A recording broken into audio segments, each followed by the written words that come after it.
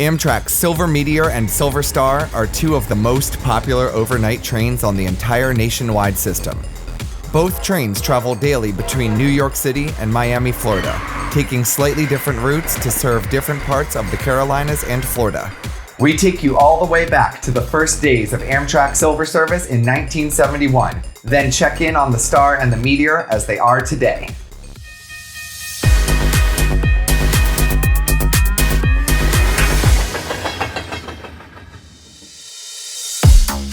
The names for Amtrak's two New York to Miami trains are direct descendants from the predecessor railroad, Seaboard Airline.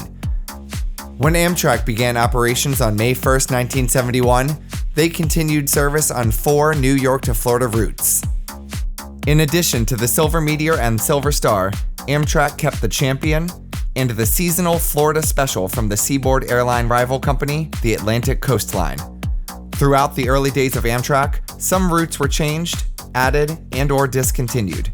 Of all the old Florida trains, the lone survivors today are the Silver Star and the Silver Meteor. Both trains leave New York, albeit at different times of the day, and share the same route from New York through Washington, D.C., all the way to Rocky Mount, North Carolina. South of Rocky Mount, the two lines diverge. The Star continues to Raleigh along the original Seaboard Airline route, while the Meteor diverges to the old Atlantic Coast Line once used by the Champion, passing through Charleston.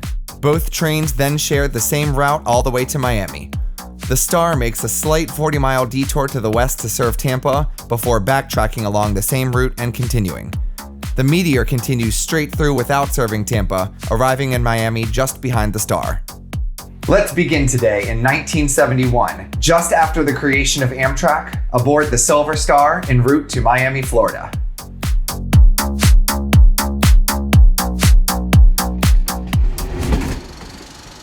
We are on board Amtrak's southbound Silver Meteor in August of 1971 as it approaches Jacksonville, Florida. The train had 3 E units and 13 cars, all of which were previously owned by the Seaboard Coast Line.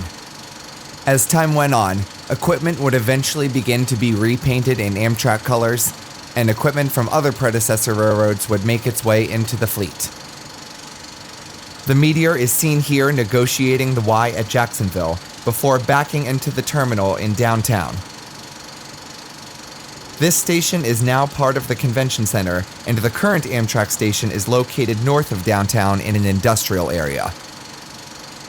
In 1967, the Seaboard Airline and Atlantic Coast Line merged to create the Seaboard Coast Line. Here across the platform in Jacksonville, we see one of their office cars.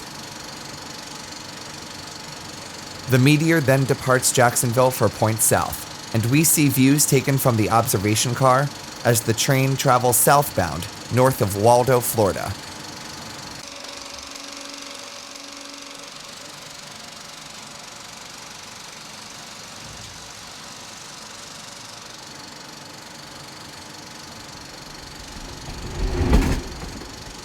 We jump to January 9th of 1973 aboard Amtrak's Silver Star en route to Miami. Here, the train takes a siding north of Jacksonville to meet the northbound Champion. This train was part of predecessor railroad Atlantic Coast Line, providing service from St. Petersburg, Florida to New York City.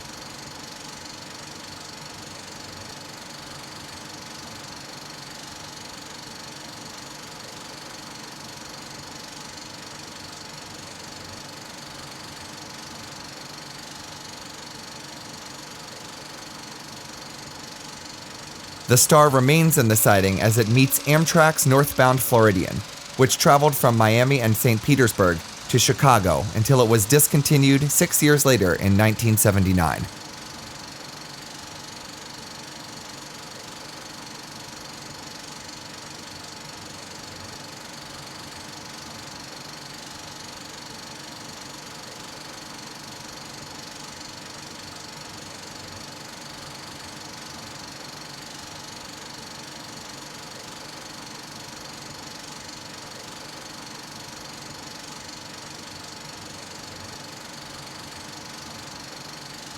The Star then proceeds to Auburndale in Central Florida, where the train split into 2 sections. One went west to serve Tampa, while the other continued on to Miami.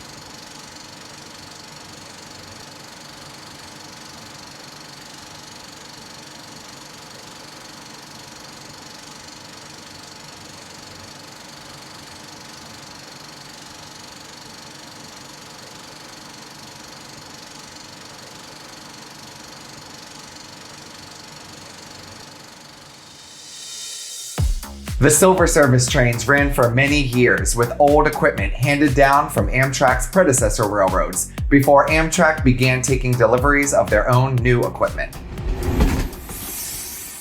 We joined the northbound Silver Meteor in July of 1999 as it passes the auto train terminal in Sanford, Florida.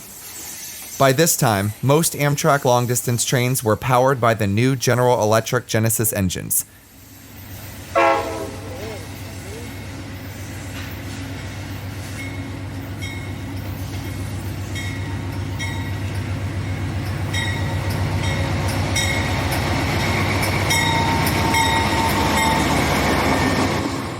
Heritage baggage cars, crew dorms, and diners were still in use at this time.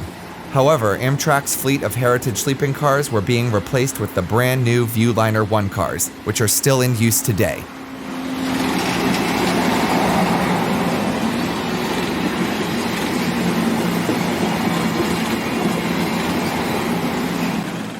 All coaches from predecessor railroads had long since been replaced with Amfleet 2 cars by this time.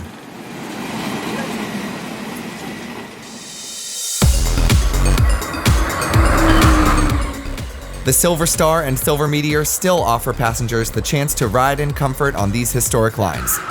And the trains continue to evolve as Amtrak is currently taking delivery of the new Viewliner 2 cars, which include diners, baggage cars, and baggage dorm cars in addition to more sleepers. The appearance of these trains may be changing yet again, as Amtrak begins taking delivery of their long-distance charger locomotives, and may soon be making orders to begin replacing the aging Amfleet cars.